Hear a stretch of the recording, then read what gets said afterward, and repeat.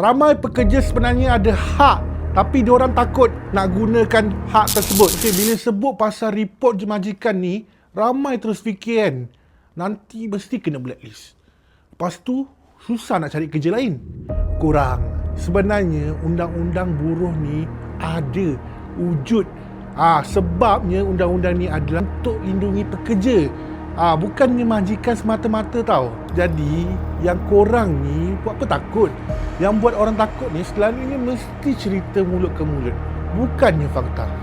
Aku tak kata semua kes kau kena report. Tak baik tau.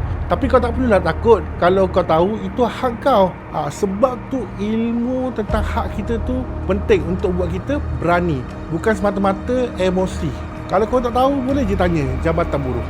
Okay, nak dengar lagi perkongsian ilmu pasal HR dan lain-lain, korang share video ni dengan kawan-kawan korang. Okay?